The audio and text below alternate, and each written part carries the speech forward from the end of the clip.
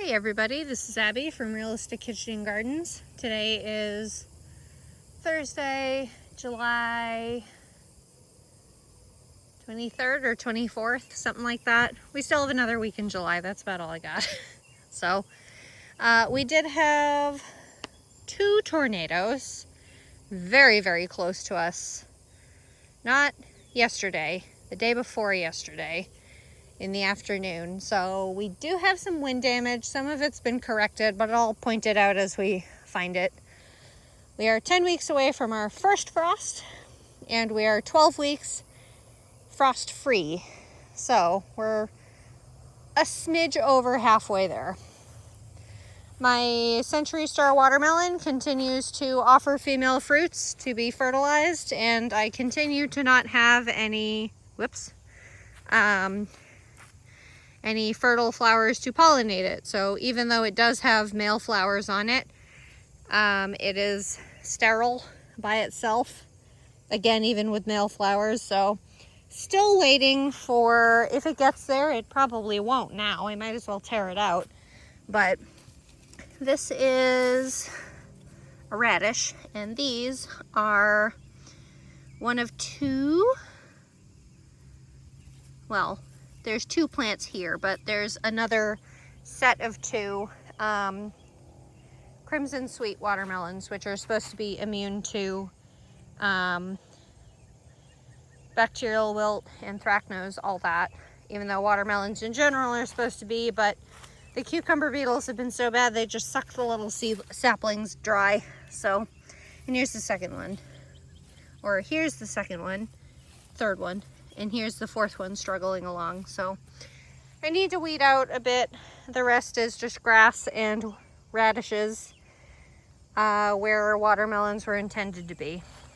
Most of the sunflowers got knocked over, surprisingly enough. Now, one of the major issues with the storm we had was that it saturated the soil so completely that it was almost like walking through a mud flat or like a mud bank. Like, all the soil was super saturated. So even things well rooted were starting to fall over, and we'll see it in the pepper row too. But like the sunflowers, I've just kind of propped into the T-post trellis. So there's that. The weeds getting away from me as usual. The sunflower's looking good. Here's another example of sunflower. Frickin' cucumber beetles, man. So I think I have 2 fertilized cantaloupe. This is Hannah's Choice cantaloupe. There's one, that's the only big one that I have. And even then, this plant is starting to get bacterial wilt or actual anthracnose too. So I'm starting to lose hope for my cantaloupes too. I do have new varieties on the list for next year of anthracnose and bacterial wilt resistant cantaloupes and watermelon. So that's all I can do. That's where I'm at, because I can't be out here constantly breaking my back. Here's a good example of a sunflower that, like, it's perfectly fine. It's just the soil got so soft, but now the soil's solidified again, so it's like, Hidcote lavender. The flowers are just opening. There's a little bug on there. But like, this has been on here, these buds have been on here for probably close to 2 weeks or so now, I'd say. And the most lovely fragrance. I love Hidcote. This one looks like it wants to die. And this zucchini also looks like it wants to die. Volunteer lemon basil, rocking out. Sunflowers and more lemon basil. Thalia dill, looking like it's ready to be harvested. Sunflower in its sad little tiny state. It's really shallowly rooted. I guess I should have seeded that a little thicker. Another lemon basil and another sunflower, also very shallowly rooted. Guess I'll seed those a little deeper next time. Saria's butternut squash, as butternut squash does, it just is rocking out, have a grand time, being very prolific. I think the biggest ones are down on the ground over there. You can see them through the foliage. Bloody sunflowers, man. Should have stood those up. I was more concerned about my peppers. They had all darn near flopped over in the trellis.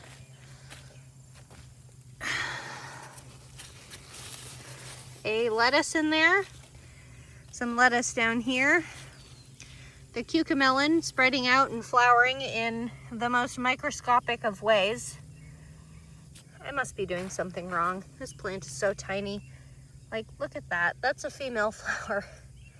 Nothing's gonna find that. I think fleas are only big enough to pollinate that. Anyway, Telegraph slicer cucumber. Continuing on. I don't remember when it took a while to germinate. It must be 625. And I think that's a 60-day variety. So 6, 7, 8. So we'll get, maybe we'll start getting cucumbers in late August, hopefully. So we'll see. And then Teddy Dill, excellently doing well. And my son is starting to come down to the garden every day with me, 19-month-old son. And he has seen me pick little pieces of plants to smell them, to show him that they have a smell. So now he grabs a handful of dill every time he walks by. I'm like, honey, come on, we need that. Leave that there if you're not going to use it. Row B continues to be fallow. Row C is finally just about empty.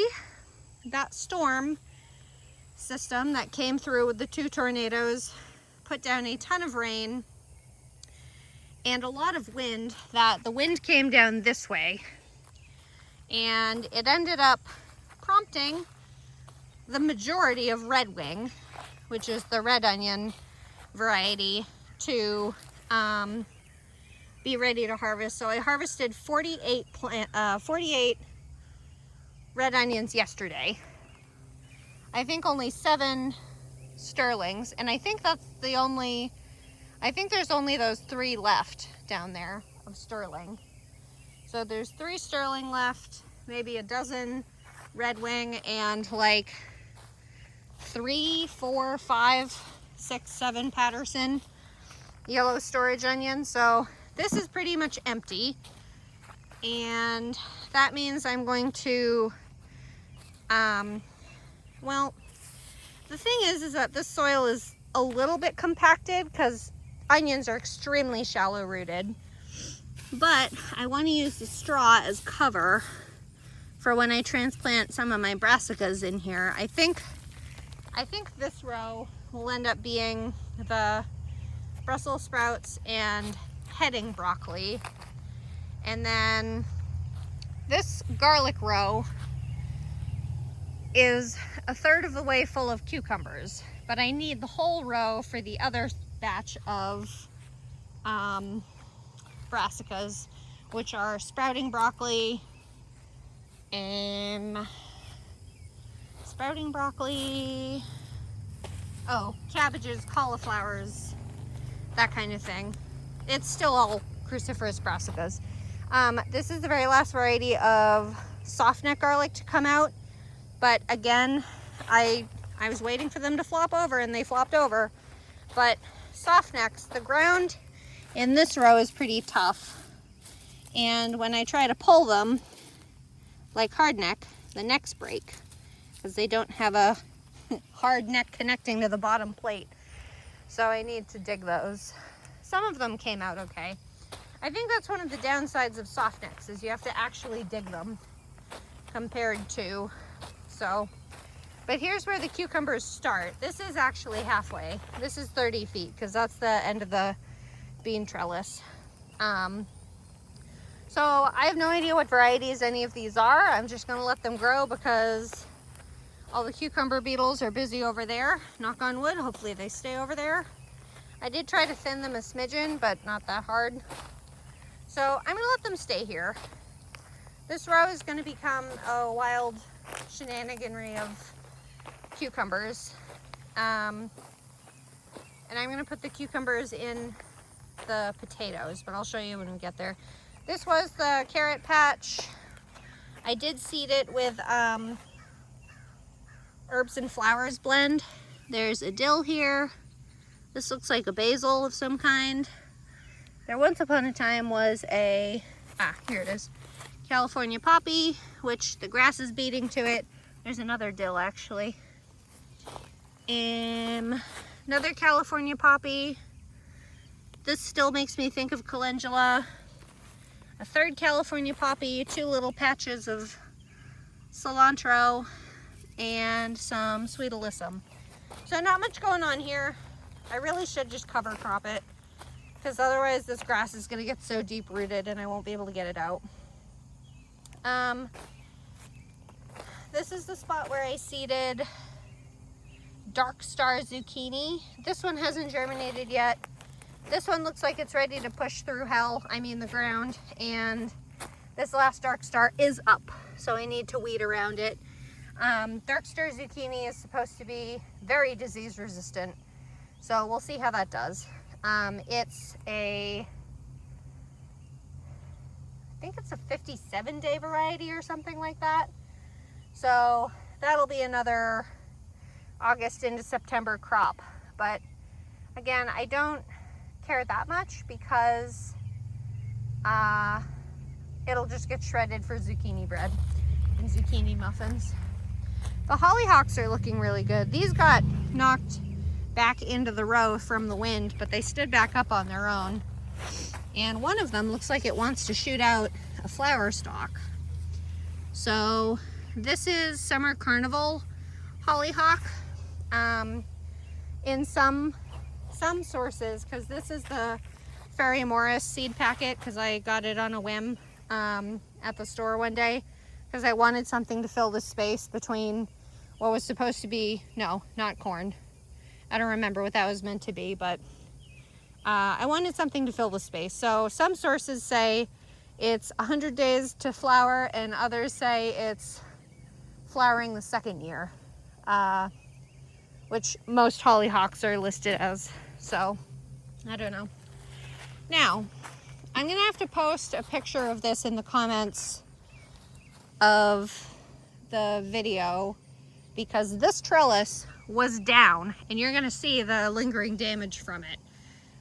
But the trellis, I think what happened, because this is only 2 feet wide, because I didn't want it in the path. So I think because of how narrow the footing is, how tall it is, the fact all the beans are on the north side, and how saturated the ground got, I think this trellis fell over because of the weight of itself and everything. So this was actually down leaning against the tomato cattle panel, and I had these 8-foot posts to try to lean it up, but I luckily had some neighbors to help me pick it back up, so I am very thankful.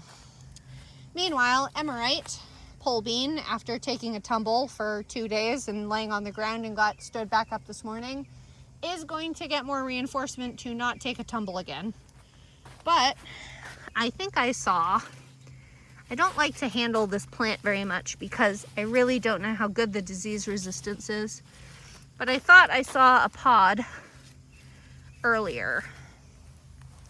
If you were around last year, do you remember when I said, I don't know why I'm bothering with purple pod pole beans because they're literally in my face? Of course I can see them. Well, here I am with a green variety and thinking I'm stupid, because that's why I hated bush beans, because you had to crouch so low to reach them, and they blended in and looked like the same darn thing as the stem. What is this ridiculous caterpillar doing? I don't know what you are, but you look stingy and I don't want you eating my beans. Excuse me, you can see some of the dirt on these leaves from the side that was laying in the dirt through the rain. I don't know when it fell. It must have fallen after some of the rain hit. But I mean, again, all the wind was coming this way, so for it to fall that way, I don't think it was the wind's fault. So next year, if I use this system again, next year I think I'll put, each of these beams are 8 feet apart. So I think I'm going to put a regular 2x4 or maybe a 1x4 or something attached to the bottom of each of these so that they have an entire long flat piece to sit on both sides, so that it's not just 4 feet in the ground to be tumbled over. I don't remember where I saw what I thought was a pod, but maybe it's just how the leaves of beans are. Anyway, it's mostly in flower, if not finishing up. They're little tiny baby beans though. There's nothing more tasty than green beans fresh out of the garden. And for having taken such a severe tumble, I only see one dead branch right there. And that was it. I mean, it fell and was pinning this one in a weird way and that one in a weird way. You can see this middle one on Bartelli. So, I mean, the cherry tomatoes are screwed anyway because I didn't put a strong enough trellis. This had already pulled over before the storm hit, so that was my fault. But the Sweet Alyssum doesn't care. It's a cover for me anyway. The strawberry octopus continues on strong.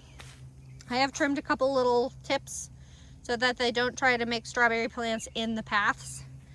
I'll probably have to pull up this Sweet Alyssum soon because the octopus arms are going close enough that way. This is the June Bearing Flavor Fest variety strawberry. So, cruising on. Bronze Beauty Calendula still hasn't flowered yet.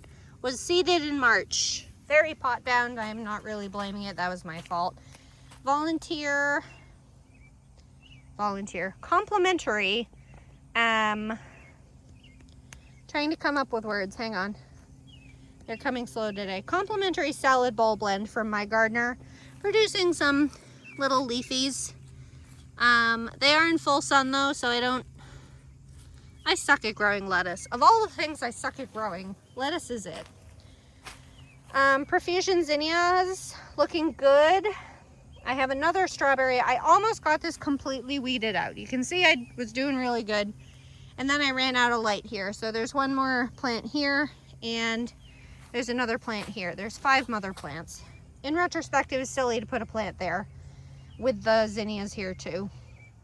But Profusion Mix Double Zahara Dwarf Zinnia. So it's a double Zahara, not a Profusion, excuse me. Ow. But here's a couple baby octopus. Oh, look at that. That one split right there. Couple baby octopus to spread pups.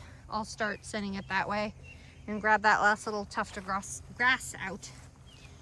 But I finally got around to weeding here, and a couple of them have pups coming.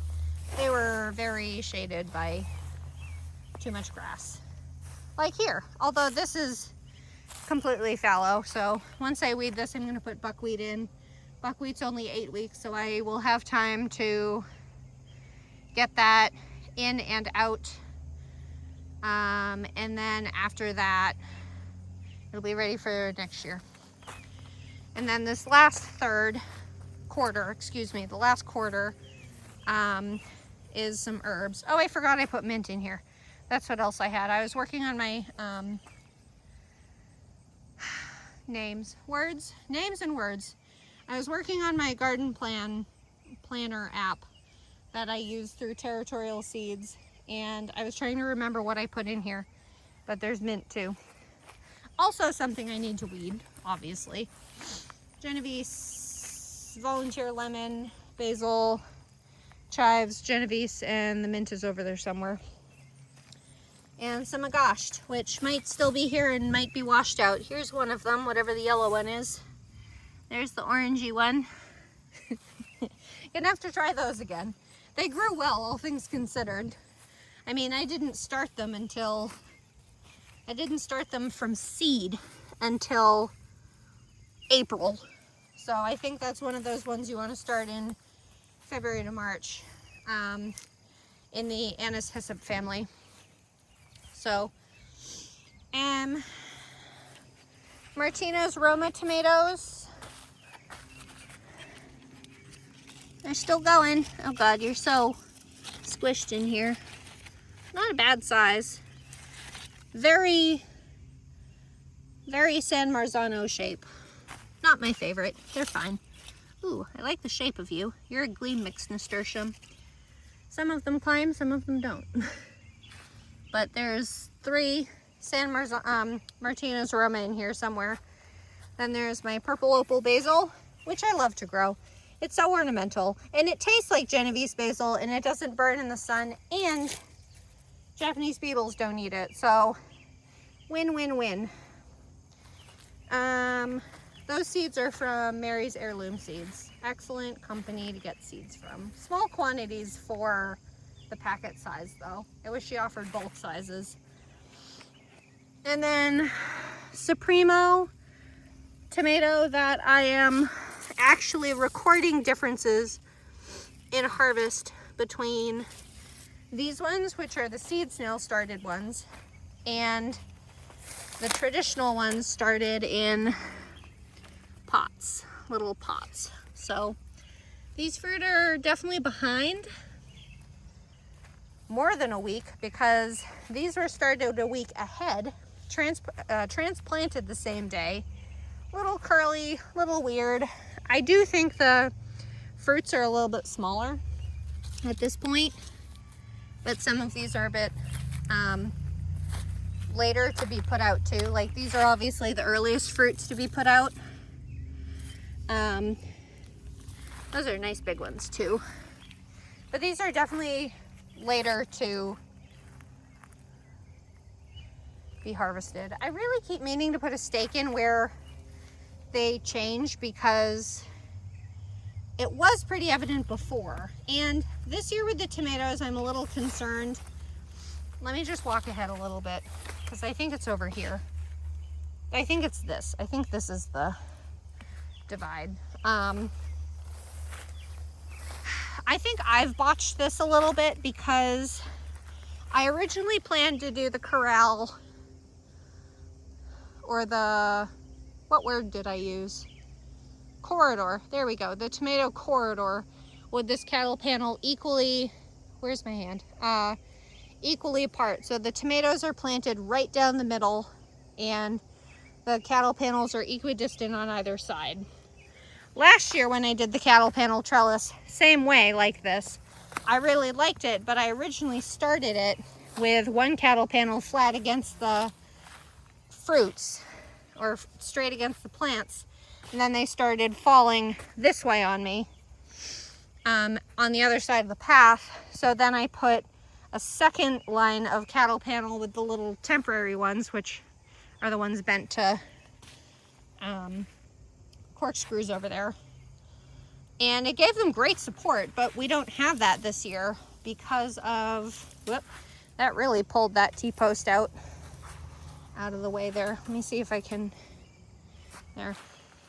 But anyway, so basically the tomatoes are now flopping sideways in the corridor and not being supported on the cattle panel trellis like I originally intended. But now, shit. But now I have things eating my tomatoes. It must be a rabbit, huh? It definitely has teeth. You can see the little teeth. But you can definitely see the difference in the plants. These are the traditional ones. They're ripening already. I did see another red one in there. But and the plants are a little bit more upright, I think. The ones that were, I'm gonna have to weed this out and really try to stay on top of harvesting. But here's another cluster of them. But these are the traditional ones, so I do definitely see a difference. I'm really bummed because the snail method was a lot easier space-wise. You didn't have to have, you know, 20 pots of tomatoes. You had like 18 tomatoes in one actual spot, so it was a lot of nice space saving, but it definitely has stunted and changed the growth habit. And then here is Defiant, which is a determinate slicer, which is also late blight resistant. I actually just harvested 2 fruits off that. I'm gonna dump this in the cart too. But I got definitely the largest fruit yet from it. Look at that beauty. There's this one. And I do pick my tomatoes pink. This is, on camera it looks really red, but it's not as red as you think. But this one is really nice. With all the rain, I'm really impressed it hasn't split worse. So I'll take what I get. And then Bartelli, as you can see, has suffered quite a catastrophic structural bit of damage. It grows like a weed, so I think what I may do is I may take one of the cattle panel off the archway, because I don't need any of them except that one where Sarah's is. Take one of those and cut it to be 4 feet wide. I may get a second one so I can have one on both sides. But to have it be 4 foot tall and 4 foot wide, just for Bartelli to be supported on. And I can do T-posts with that too. And then I can leave these for lighter work, because these are not, they're 2 pieces. They're not meant for this much weight, and Bartelli definitely gets heavy. So getting a decent harvest off them though. This is the last year I'm growing Bartelli. I'm gonna try to get a late blight resistant variety of all tomatoes actually. So same thing with Supremo. Defiant is obviously excluded, but potatoes are still in the ground, most of them. This is Pomerelle russet. I cut the plants at the ground basically and kept them in place because I had heard, I think it was a potato farmer who was being interviewed from that guy in California. What's his name? Hang on, it'll come to me in a second. He runs Botanical Interests, if you know who I'm talking about. But anyway, they basically cure in the ground, assuming your ground isn't a puddle of water, which sometimes mine is and sometimes it's not. So this is Yukon Gem. So that's also ready. Golds are allegedly the most productive, but I've been keeping this fabric on to keep weed growth down, keep the moisture in so it doesn't dry into concrete, because clay soil is concrete no matter what you do. But I did harvest Carla Rosa today, my red variety, and oh my gosh, it was great. So I had 17 plants in 20 feet. This is 20 feet from here to the end, and I got 50 pounds, and they're beautiful. Most of them are this like nice big size, like a, probably kind of like a small russet, honestly, if you've seen small russets in the store. But I was really happy. So I don't know if it was a good year or if this black fabric worked, because I was originally thinking of only doing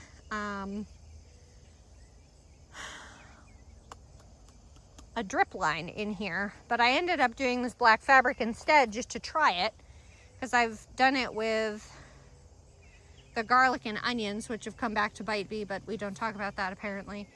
But I think it worked really good, so I'm going to try that again.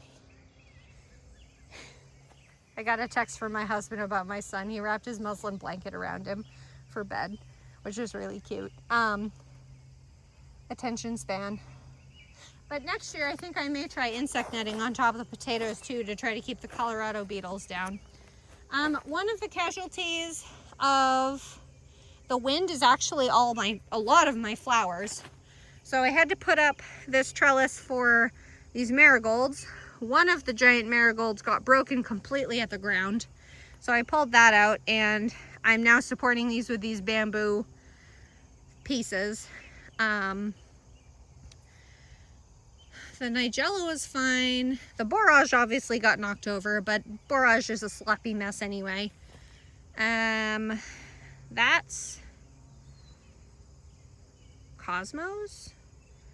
I'm gonna have to look at that variety. We're not there yet. Stop it, Abby.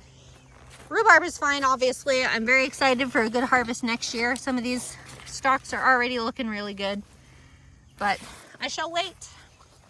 Dahlias, I think, are done. Again, these got blown over, and you can see the wind came this way. This plant, the pink dahlia, did have powdery mildew on it. So, I don't know, whatever. I didn't really like the growth habit of them. So I may try a different variety, or I may not. I haven't made up my mind. That's one of those things where I just let lie. Last week I had gotten my celery uncovered from the massive amounts of grass that was in there. So I now have this nice mat to keep my feet from burning on my black plastic. I am going to fertilize this again with a, it's either 2,4,6 or 3,4,6 NPK. It's the same stuff for the tomatoes and the peppers. But apparently potassium, it's either potassium or phosphorus is the best thing for nice thick celery stalks. So we'll try that. I have a few more clumps to pull up that I didn't at the time. A nice look at my lovely mix of snapdragons while I'm on this side. And I guess my God, I have no brain today. I'm sorry. My brain just keeps floating. Bonfire salvia, snapdragons in this absolutely gorgeous, even though they're flopping sideways, which they were doing before because of how my how they've leaned away from the peppers to get more sun, I assume, which is funny because this is the south side, so they're getting full sun on this side when this fabric keeps coming. I'm fixing the fabric while I'm talking. This fabric just keeps coming out. It must get blown in the wind, but I thought I pinned it down. But anyway, burgundy, this is Rocket Mix snapdragon. I am going to try a different mix next year because I really like the branching habit that I did with this pinching experiment this year. But the snapdragon flower itself is very, like, I'm going to say in a vague way, orchid-like, where the other ones I'm looking at are very double bloomed. So they look almost like a larkspur or a delphinium bloom, if you're familiar with it. Blue Better salvia is finally getting around to looking like an adult plant and flowering. Another of these orange, pinky orange. Blue Better salvia actually open. Hello. This is in the sage family if you're unfamiliar with salvia. It's a non-edible one though. Much more ornamental. This lovely butter yellow. This always makes me think of Alice in Wonderland. With those, I forget what they were called. Probably the butterflies, huh? Haha, butterflies. And this is the one that's most prominent with them falling over. So like this, the growth habit on it has been very upright and straight, like that, which is what it has been doing. But that's how soft the ground got. And it started falling over. So I've been trying to, I really should stake it actually. Both of the pumpkin on a stick eggplant had fallen over. So you can see my footprints in the soil of where I tamped them down. But like, this is super firm compared to what it was. It's like if you were trying to plant things in pudding. It was so soft. I need to trim this leaf. It's very dirty and it's getting too close.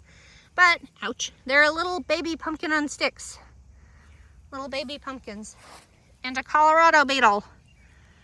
Stupid things. I am also going to look at getting predatory nematodes, which are like little microscopic wormies that you sprinkle into the ground, and they basically attack larvae and eggs of certain species. So they sell them in all these different blends, and they keep things from coming up. So like you can get them to kill off Japanese beetles, grubs. You can use it for grass too, so it's pretty nice. That'll be probably a springtime thing at this point, honestly. Orange Jing okra. I've gotten another couple pods from this guy. These guys are really starting to put on size, and I've realized once again I've planted them much too closely. Dwarf Pacific mix, Dwarf Fiesta mix. I can't remember now, but calendula. They're trying. They're getting overshaded by the okra. And then the rest are red burgundy okra. There's a nice pod there. I'll probably harvest that tomorrow to be a little bit longer. I'm only getting them 1 to 2 at a time, so not really the best to missed another flower. These things must flower first thing in the morning because I never see them open. So they're not really that great to get like a quart of and grill up, excuse me, but next year I'll plant more. I have the space for it. Let's see. Ow. This is actually a candy stripe zinnia, but it has very little striping. There's the yellow one, there's this cream one that has darn near nothing on it, and there's this is definitely my favorite. This is what I had in mind when I thought of candy cane zinnia, or candy stripe, excuse me. These zinnias obviously took a tumble in the storm too. I did prop it up with this piece, and then the rest are California giant zinnias. Not loving the variety. I like these double ones, so I'm gonna try to get Oklahoma mix or something like that. Straw flower, we've got a light pink one, a very orange one. I want to like straw flower more. I think I like them best at this stage. When it almost makes me think of an anemone. I'm sure some of you have different things in your head about what it looks like, but oh, and this like deep red purpley one, probably true red, I'm calling that. I had a squash bug in my hand. Scabiosa, finally getting ready to flower. Not that it's cooling down, but I guess compared to heat waves it is. That must be another Scabiosa getting ready. Okay, there's one stake. I can't see the other one, but I know that plant. You can't see it from where I'm at. This is definitely a Scabiosa. Pincushion flower. Here's the stake. This is leaning. That's why I was confused. So I'm getting 2, maybe 3 plants to flower. I need to weed this area too, obviously. These China asters got taken over or knocked over as well, but they weren't exactly what I wanted either, so I may actually get tulips. If I want something peony like, I might as well get peony blooming tulips, huh? Might be a little easier. Just stick them in the ground and go from there. I think I will do that.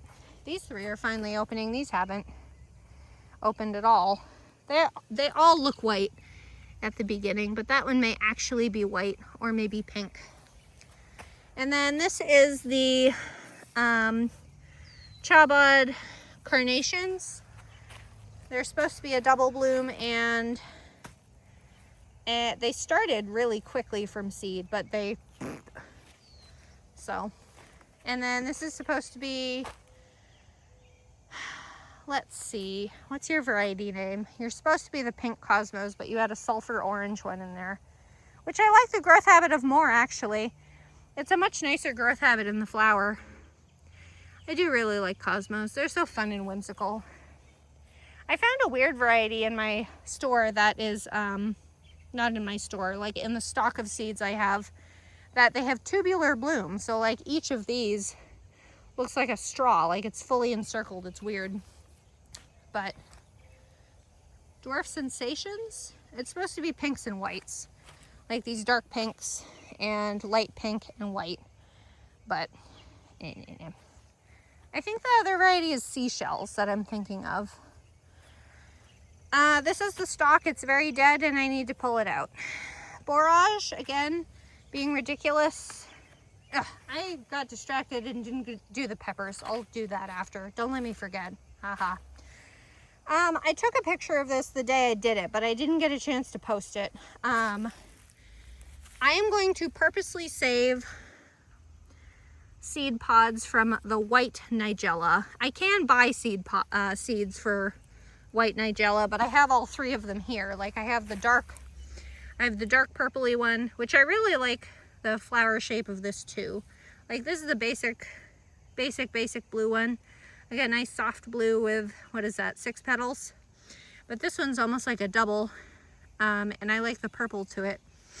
But I'm gonna purposely keep the white for the flower mix I want to do next year. So many seed pods.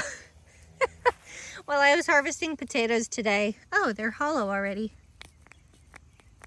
I don't know if you can hear that, but I can press on it. I don't know how quickly they develop. I've never grown Nigella. But I love the growth habit of Nigella. It's just so ridiculous and whimsical. And then the marigolds we talked about. What a shame. I may get a different marigold blend for next year. I think I want a softer orange than what this is. This is just a very deep, it's nice, I do like it. It's a very deep orange and then it's a very strong yellow. And then here is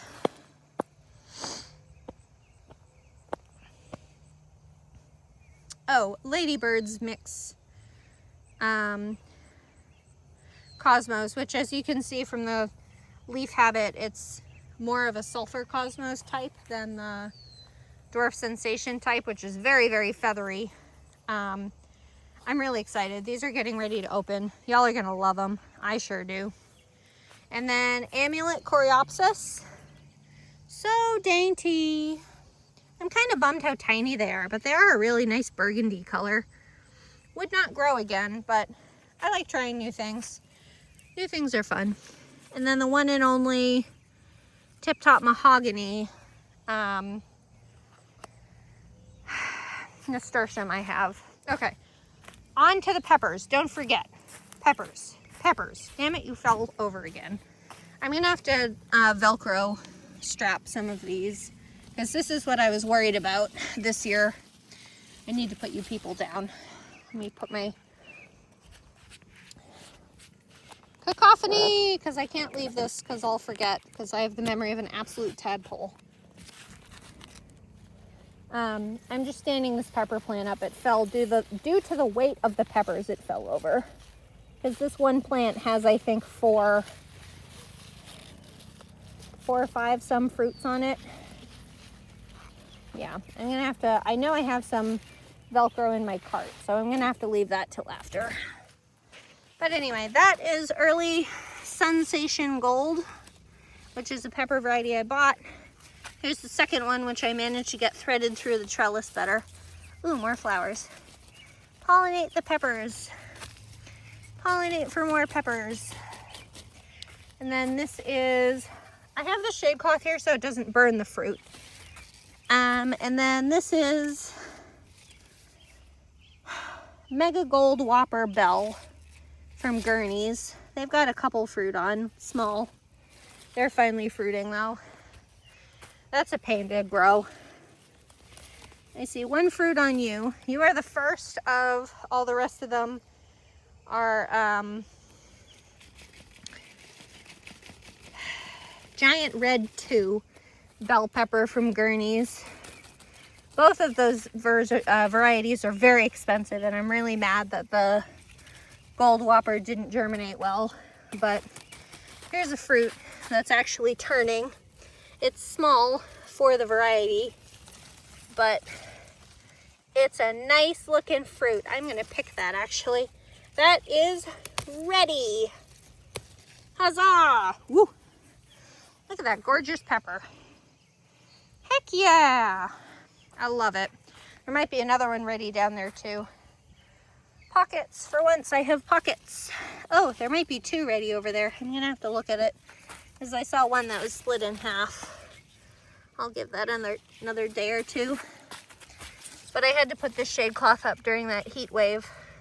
Peppers are really funny because they ripen where the sun hits it. So this does get afternoon shade, sun. But this one's just about ready too.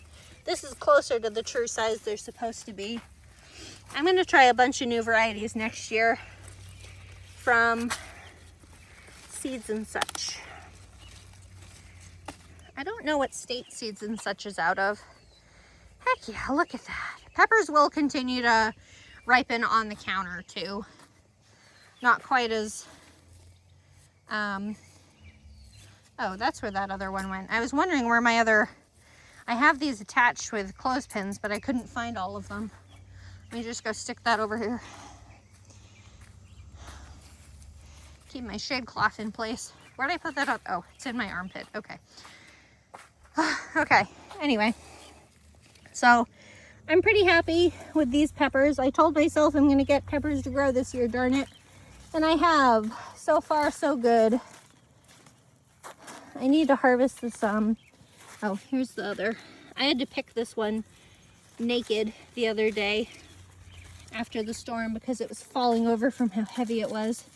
But here's the other one. This is supposed to be a sweet banana, but it's probably cross-pollinated with something else. I bought them as started plants before I knew that the woman saved her own seeds. You don't look like a stripe, a candy stripe. Do you see red on that? Because I don't. That one I see a little. I don't see any on there. Do I finally have a California Giants that isn't pink? Huh, interesting. Anyway, so that's all for now. Hell yeah, I got peppers, nice looking peppers. I got nice looking tomatoes coming along. The beans survived. The majority of the garden survived. The potatoes look great. We're getting there. Rough start this year, that's for sure. But that's the summary of gardening, really. It's really not, gardening is not easy. I've made it as easy as I can, but even then, no matter what you do, it's like, there's challenges, there's pests, there's trouble, there's always. But anyway, if you like this kind of stuff, please like, comment, and subscribe. And if you want to see further shenanigans from me, please follow my Facebook page, Realistic Kitchen and Gardens. I try to post there twice a day. So, thanks. Bye.